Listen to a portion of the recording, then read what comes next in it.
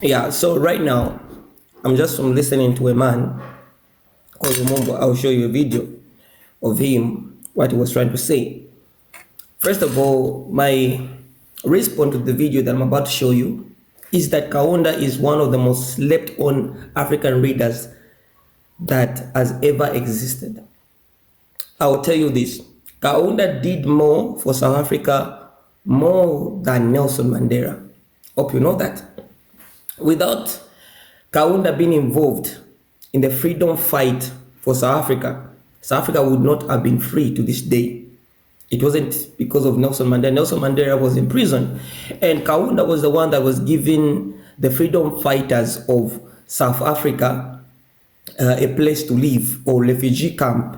They used to come to Lusaka to come and spend the year and to strategize how they are going to get their freedom in South Africa.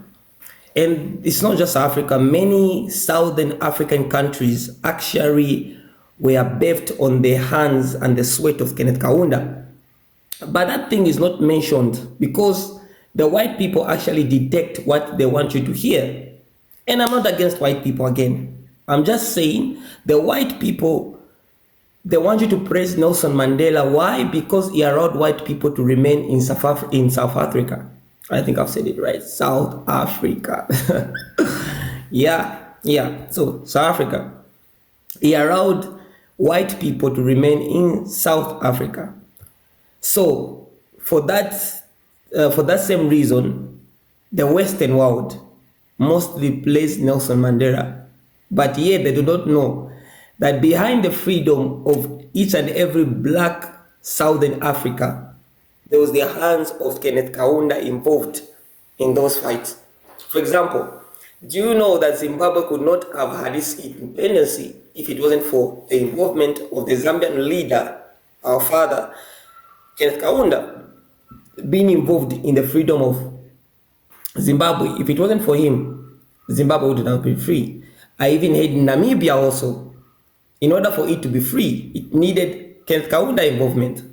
A lot of these Southern African countries needed the involvement of Kenneth Kaunda.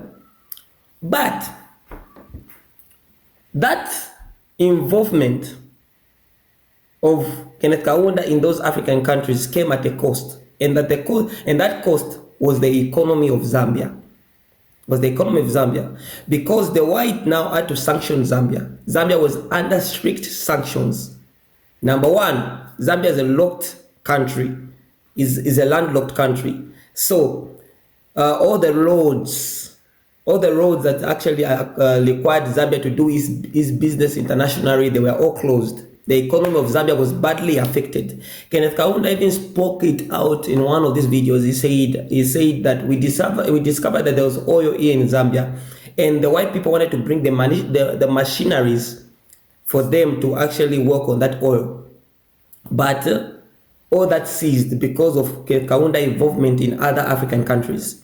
If it just stayed put and just concentrated on Zambia, Zambia right now could have been the Dubai of Africa. But it didn't. And I think I know the reason why it didn't just stay put. Because number one, Kenneth Kaunda, you know these people, Kenneth Kaunda, Nelson Mandela, Robert Mugabe, even this man from Uganda, Yoweri Museveni, if you ask them an important question, before there was anything to do like there was any countries in Africa, Africa was just one.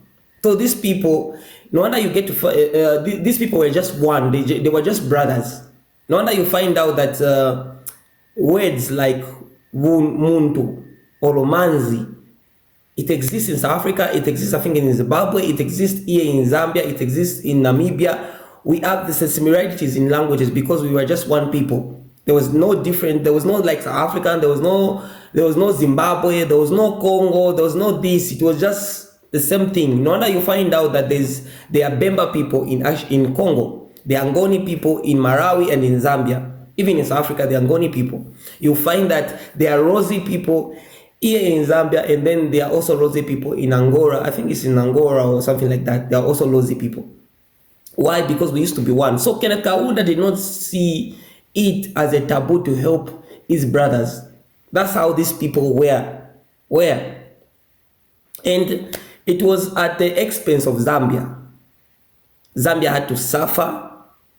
No wonder a lot of people, when it came now to vote either for Chiluba or for Kaunda, they actually voted for Chiluba, because Kaunda was actually he actually took over a good economy from the white people, but because of his involvement in these other African countries, that is how he lost the plot. That's how he lost the plot. But I just hate it when people try to spit on his name to make him look as if he was a foolish man. He did nothing for Africa. You see how white people, they praised Nelson Mandela. Do you know that how many white people went when Nelson Mandela died? There were so many white people. But when Kaunda died, not many white people were here. Not many white people were here. Not many white people were here. Not many white people were here because they hate the man. Because the man was actually the one that was involved in the liberation of Southern Africa. Kaunda was a fighter. Let no person actually, let no foreigner, do not let any foreigner to actually believe to the name of Kaunda. Kaunda was a very great man, and it even hates me that we don't have his face on our notes here in Zambia, on our money. His face need to be on our money, because that guy helped us a lot. And I believe he just slept on. On the other name that he has mentioned in the same video, I will not say much about them, but it just hates me when I see people belittle the name of Kaunda, because Kaunda actually helped many African countries. Otherwise, I'm just trying to share my own point of view and what I've heard about Kaunda by many people and by many Zambians, elderly Zambians. Ciao, ciao. Zambia has had 7 presidents in 62 years. 6 of them left the country worse than they found it. 1 did not. And the numbers will tell you exactly who. Kenneth Kaunda took power over one of the wealthiest nations in Africa.